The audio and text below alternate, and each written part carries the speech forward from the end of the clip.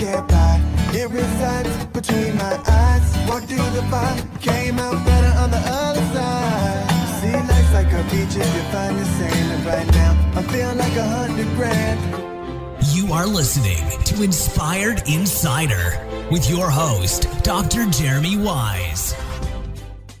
Dr. Jeremy Weiss here, founder of InspiredInsider.com, where I talk with inspirational entrepreneurs and leaders. Today is no different. I have Gil Allouche of Metadata.io. Gil, before I formally introduce you, I always like to point out other episodes people should check out.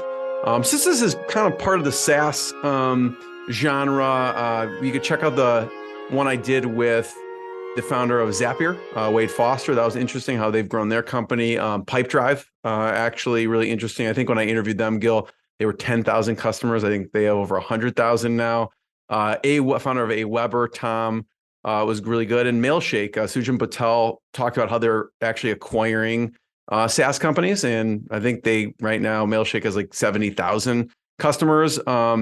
And this is also part of the Israel Leader Series. Gil really cut his teeth as a software engineer at some companies in Israel. And so you could check out the ones they did with Moise Navon, one of the founding engineers at Mobileye. They were actually acquired by Intel for over $15 billion. And Yuri Adoni, who's a partner, he was a partner at Jerusalem Venture Partners for 12 years and the author of The Unstoppable Startup. Check out that and other episodes on InspiredInsider.com. And this episode is brought to you by Rise 25. At Rise 25, we help businesses give to and connect to their Dream 100 relationships and partnerships. And how do we do that? We actually help you run your podcast. And we're an easy button for a company to launch and run a podcast. We do strategy, accountability, and full easy button execution. We call ourselves the magic elves that make everything happen in the background. For me, Gil, the number one thing in my life is relationships. I'm always looking at ways to give to my best relationships. I found no better way over the past decade to profile the people and companies I most admire and share with the world what they're working on. So if you've thought about podcasting, you should. If you have questions, go to rise25.com. So Gil Allouche is founder and CEO of Metadata.io. It's an AI autonomous marketing company. He started back in 2015. As I mentioned before, he's a software engineer turned data-driven growth marketer. Their company helps to make demand generation easy for non-technical marketers in a nutshell. But Metadata, and he's going to explain more, is a patented technology that combines predictive scoring and programmatic advertising to deliver a predictable pipeline of opt-in lead qualified leads for B2B enterprises. Now, some of their past customers include people you've heard of: Cisco, UserVoice, Salesforce, Aerospike, and many others. So Gil, thanks for joining me. Great to be here. Thank you. And great list of companies that you've had on your podcast. Talk about Metadata.io and what you do. Yeah. So, I was working as a software engineer, as you mentioned. I worked in robotics. I worked in the financial services sector. I always wanted to touch the business side and not just build the product. And so when I moved to the US to do my MBA, I spent almost a decade running marketing for 3 B2B SaaS companies. And I found out quickly that my skills, my technical skills and my programming skills are very useful in the B2B performance marketing world. Because at the end of the day, unlike B2C, where it's more like a Don Draper, Mad Men kind of world, in B2B, your job, first and foremost, is to build predictable pipeline for your sales counterpart. It's a very different game. If you do that right, you have a seat at the table. If you don't, and usually people can't, they move on to their next gig after a year and a half. And so I was very successful in my job, thankfully to those skills. And I found myself essentially programming my way through it. I found myself building a framework for experimentation. I didn't have a knack for, I'm going to run this campaign or this tagline or this picture. I have no idea. This is not my area of interest or area of genius. And so the way I was about to solve it is by running experimentation. I find experimentation to be a scientifically proven method to find the best result. And so I quickly understood who is my total addressable market, what is the universe of experiments I need to run, and then I let the computer run it for me. It worked out in 3 companies. All 3 of them got acquired to the extent where I wanted to make myself a commodity. I found that there are many people like me, a small maybe group of software engineers turned marketers. And I had to choose whether I want to be a consultant and build a consultancy around this, or can I actually get myself out of a job by building a technology that can do everything that I can do and better. And that's essentially what I built. You're right, we started in 2015. And the first 3 years was just building IP. We built a little bit of a monster. In B2B marketing, usually it's a lot of smoke and mirrors and nice UI for not a lot of technology in there. But given that I'm an engineer, I fell into the classic trap and I just started building this crazy monster that has multi-factor experimentation, AI, heuristics, a nice database of 1.5 billion business profiles. And we launched around 2019. And yeah, we grew quite significantly since then. And we're also expanding. We started with demand generation because, as I mentioned, that is the most important thing. If you solve that in B2B, you build pipeline for sales, you have carte blanche to figure out everything else. If you don't, then you don't. And so we started there. We built this execution platform. We have 5 patents. We're working on 2 others right now. But throughout the years, we started talking about our real vision, which is the marketing operating system for B2B marketers. We want to take over any type of operation that has technical, repetitive, mundane tasks and take over those technical, repetitive, mundane tasks. So attribution is part of that. Best practices in the sense of playbooks. So a marketer who may not know what to do gets a template, gets a playbook in the system, and personalization. How do we bring the consumer experience into B2B? When you're buying a dishwasher, you don't have to read a white paper and talk to a sales before. So why do you have to do the same in a B2B setting? So we're trying to really revolutionize the space with this technology, and that's what we're up to. Gil, the early days funding the company, did you fund that with investment? Did you fund it with customers? How'd you fund the initial days? Because it sounds like when you started it and when you kind of released the version, there's a couple of years in there.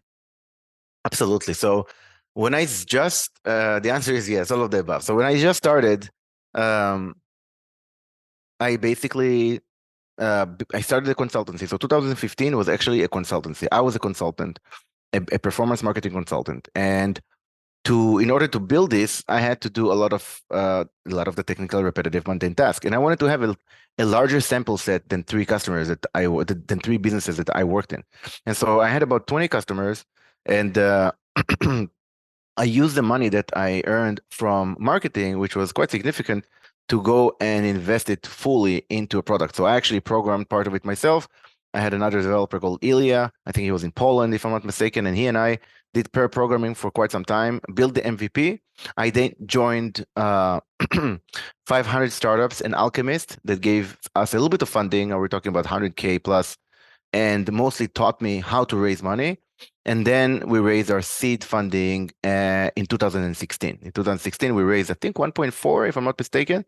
And that gave us enough runway to build a product and then start doing sales and really iterate to understand who are we selling to, who should we not sell to, price, sales cycle, so on and so forth.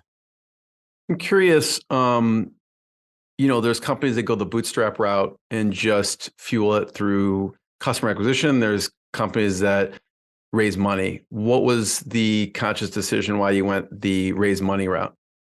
Because it seemed like you had a bunch of customers that you were acquiring from the consulting that you were moving into the platform. So, totally, it's a great question, and I went through this myself. So, a few things.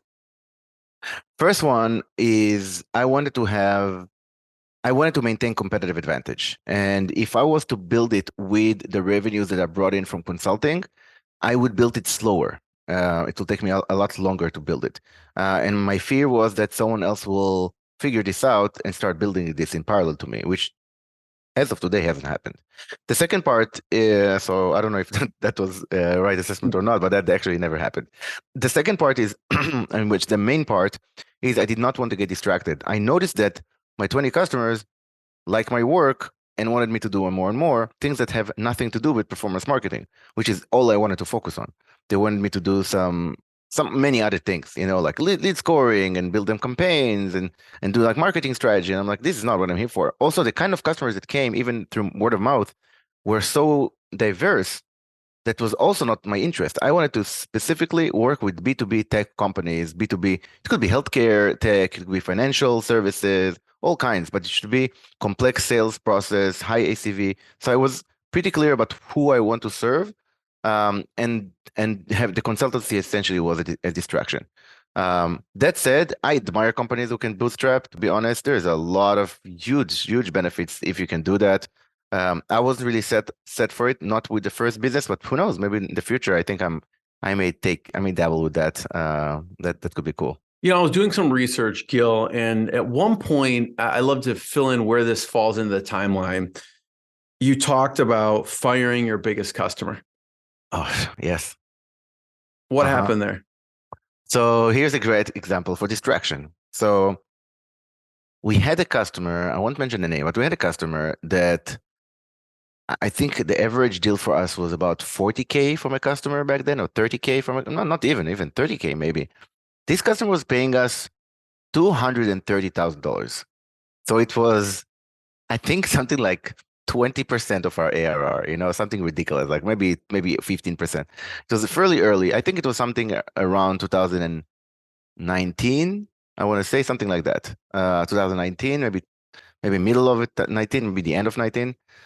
And that customer we learned so much from that customer, I should say, right? Everything that, you can complain about things, but everything happens for a reason. So that customer taught me a million things about myself, about the business, about distraction, about revenue distribution, about risk. But one of the things that I realized is that at some point we were not anymore metadata building this demand generation platform for B2B companies. We were metadata building anything for one customer that was paying us a lot of money. And it came about that my employees started burning out. They were mistreated sometimes by that customer that had a lot of leverage. And I found myself making the wrong decision one after the other. And so my revenue leader back then, Olivier, actually, he should get a lot of the credit here, because we had a conversation about it, and he was like, we should be letting them go. And I was like, yeah, I've been thinking about it before. I was like, let's do it. It's going to be shit, but I was like, you know what, let's do it. And we just went and we went ahead and did it. And it was terrible. But let me tell you, it took us, I think, less than... It's a very tough decision. I mean, in some ways it's an easy decision. In some ways it's a tough decision, right? It was more tough than easy, because the revenue really dropped after that. And then logo that I could leverage for many other customers was gone, and but you know what, the cool thing that happened, that I was surprised that it took us less than 2 quarters to recover that revenue, because suddenly we had all these resources back and we could do all these things. And so totally a great decision. And I learned a lot from it. Even earlier this week, we have a customer that is using a lot of the resources, not very flexible, kind of isolating us, so on and so forth. And the team is kind of suffering from it. And they asked, like, should we renew at all costs? And I'm like, no, if this is not a good customer, it's okay to say bye, respectfully part ways, just like a customer parts away with a vendor. Of course, you try to fix it, you try to amend it, so on and so forth. We'll do everything possible. But if it's not a match, I think it's healthy to part ways. I'm sure when that happens, they may want you even more at that point. Sometimes, it did happen to me at one time that I said no to a customer, and the customer really wanted to work. And I was like, look, I'm not doing this for this purpose. I actually went and met them in person to really make the case and see, look, if it makes sense, we'll of course continue to work together, but this is what we see.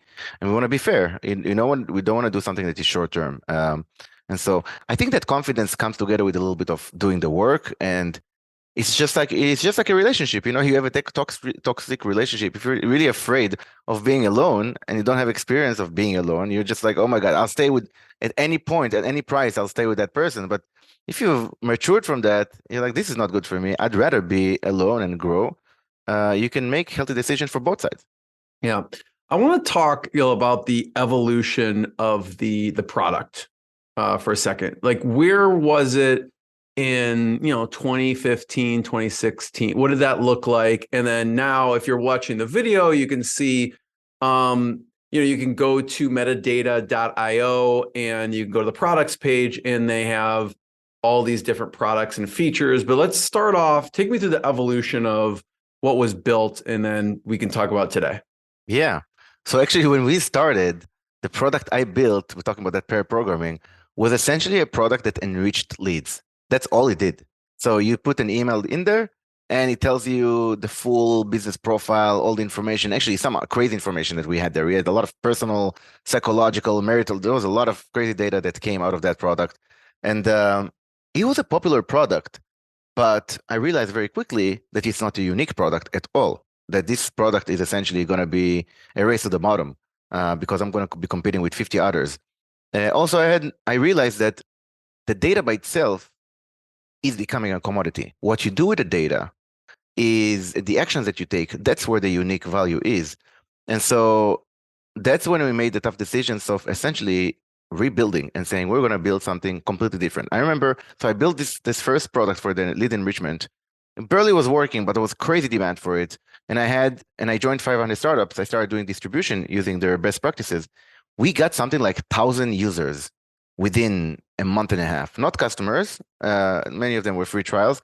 And so other than a lot of the emails that I got of, this is great, really, not working, perhaps, so on and so forth, I realized that there is nothing unique here. There are many other companies that can offer the same thing. So we converted from that into, okay, now that the data is there, what can you use the data for in order to guarantee pipeline? That's how we essentially put the experimentation when the next stage and said, we're not going to rely on the marketer to take the data and figure out how to do the execution. We're going to do the execution for them because they're already lacking time. We're not going to give them yet another dashboard to look at. And so we focused completely on that. And that took us a really long time to build. There's a lot of complexity that went in there. It's essentially we built something like a command and conquer system or like a game. There's a real-time clock in metadata. It's not just you click here and something happens. This system runs millions of actions every day. And so that's the second thing that we built, right? And that was really the majority of the lifetime of metadata, and that's still the core product. But over time, we found that there are other technical, repetitive, mundane tasks that are equally important to generate pipeline. And if you don't get them right, even if you have the best pipeline in the world, it doesn't convert into sales. And also, there is a lot of bottlenecks and a lot of waste if you don't fix them. So, for example, personalization was one of them. You spend $1,000 to get a lead from Google to your website, and then your website is a generic website. That's crazy. You spend $1,000. Wouldn't you spend like a little bit more to make the website? I'm not asking you to be Netflix or Amazon, although that'll be great. We'll get there, but somewhere in between, and do better than just like, hey, company name, which every website in the world has. And so that's personalization for you. And there is a lot more, right? Lead enrichment, for example, something super simple, but if you bring in the right people, from the buying decision makers from your named accounts, and you don't know exactly who they are because they signed up with their Gmail or MSN to Facebook, and that's how you got the lead. What are you doing? Why won't you pay like another $1, another half, another 50 cents, another $1.50 to get that full business profile? So we added a few more things that we know are critical based on trial and error, and we're making sure that to plug those things in, so that end to end you have a profitable marketing machine in your company. Did that come internal, or were you getting suggestions from your customers at that point? A lot of suggestions, a lot. Prioritizing the roadmap is a balancing act. You have to innovate, because what I think is Henry Ford, right? If you ask, what he wants, it's like another horse or a faster horse, and so like you have to innovate and lead, because some people don't know what's possible, and that's one of the advantages of being an engineer, right? You can start seeing what is possible given your experience building other stuff. Second one is customer feedback, and you have to be religious about that, and be comfortable with negative feedback, critical feedback, and even be comfortable with you're going the wrong direction and pivot. And then your field, the front line, like people, the SDRs, the sales, the customer success, they know what's up. And so you should definitely take into consideration and prioritize based on what they see. I want to talk about some use cases. Before we hit record, you'd mentioned a company used it to do 13,000 experiments. Yes, so we have a customer. It's been a customer for, I think, 2-3 years now, an enterprise customer. They have, their budget is, I think it's something like $3 million a year in marketing programs. Like, it's not Coca-Cola $1 billion, but it's pretty substantial for B2B to spend 3.5 per year. I think it's even more than that. And that means that they also have a lot of creatives, a lot of text variation, a lot of channels, a lot of campaign types. They have a lot. Their marketing mix essentially is huge. It's like a big bucket of like all of these variables. And that's perfect for metadata because a human, even a team of 50 humans, a team, let's say you're hiring an agency and you have 50 people just for you running campaigns. They're going to pick and choose the campaigns that are, first of all, they know how to do, they know how to run, the campaign types they're most experienced with, based on the time of day, because it's not just executing the campaign. That's easy. Even if you're amazing and you can run a campaign within half an hour, it's auditing the campaign day in, day out for pipeline results. Pipeline doesn't happen within a day. It happens, complex sales can happen within a few months. And so that operation takes a lot of time, which means people will always skew towards what they feel more comfortable with, giving their limitation, expertise, time, so on and so forth. So out of, let's say if you multiply all your creative, all your text variation, all the channels, all the campaign types, one time it's a sponsored update, one time it's a lead gen form, one time it's a chatbot, you can get to a universe of, let's say, 15,000 campaigns. And so as a team, you're going to choose, if you're, reasonable, 500, 400 campaigns to run this year. It's still a lot, but you can run that kind of operation. What our system offers is to actually execute the entire span, the entire bell curve, because that's what it is eventually. It's the entire bell curve of campaigns. Some of them are going to be extremely bad, and you should shut them down within a few hours or a day.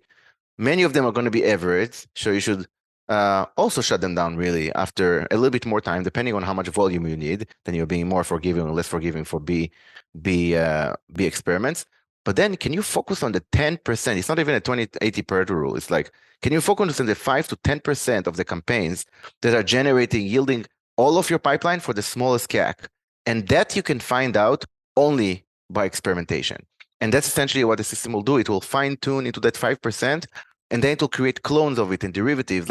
If it works on LinkedIn, let's create it on Facebook and on Twitter. If it works with a sponsored update, let's try a carousel ad and a video. And so that's what the system does over and over. Essentially, it games the system for you. The channels, they optimize for you spending more money on them. But our system, it optimizes for pipeline results, which is unique. And it's agnostic towards which channel, which campaign type, which audience. It does whatever makes sense that brings the results.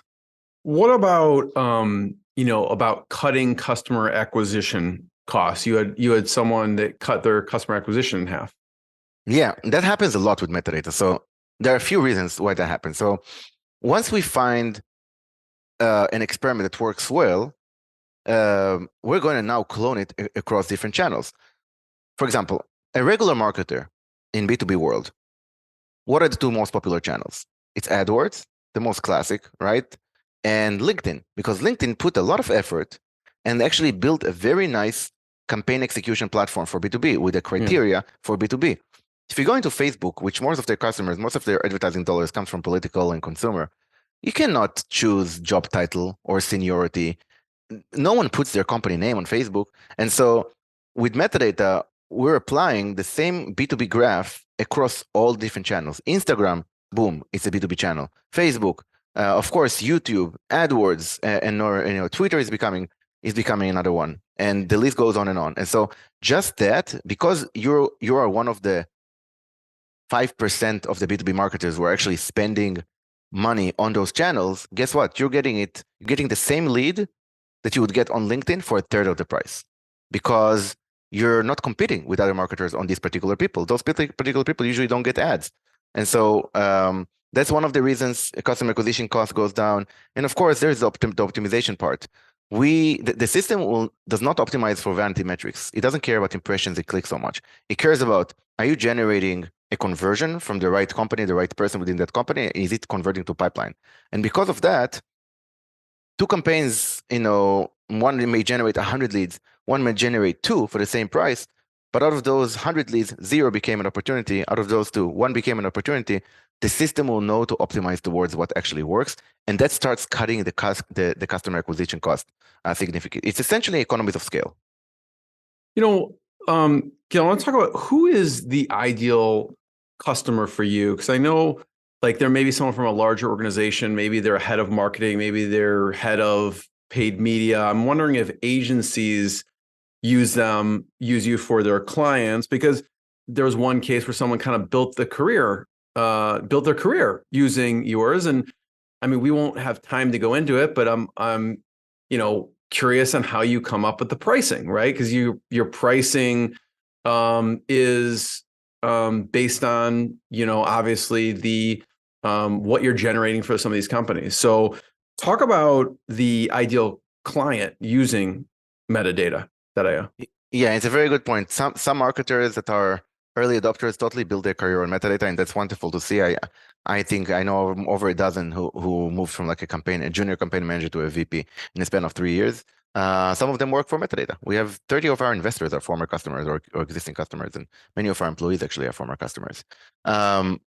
Our ideal customer profile are mid-market companies, so like Zoom that we're using right now is a customer. Yelp, Drift, Gainsight. So I would say a few hundred employees to a few thousands are perfect fit for our full platform. They're spending 50, 60 grand a month, even 40 grand a month. When you start spending at that level, if you're spending 10 grand a month, you should use our meta match, our low price free trial essentially. That's only audience the creation, so you make sure you don't spend money on the wrong company, on the wrong person. But you should manage your campaigns at that level on the native channel. Don't spend too much money managing, with the management software, because you don't need it. Exactly that one. But if your spend is high, it's like you want to have an investment manager managing your $500,000, and so that's essentially what the system does. And so mid-market companies, B2B, complex sales. So it takes them a few weeks or a few months to sell, and then high ACV. So if you're selling like a $50 per month product, it's not a fit. But if your ACV is like 20K, 30K, it could be at 200K, it's a great fit. Using modern software. So you have to use Salesforce CRM or HubSpot CRM, and one of the top 4 marketing automation systems. So we have a good amount of those requirements for you to be a good fit for metadata, because if you're coming in as a customer, we want to make we want to make the money in, money out ratio so amazing that you don't have to ever think twice whether it was a good investment or not. So you have some agencies that maybe serve a lot of B2B SaaS companies using the platform too.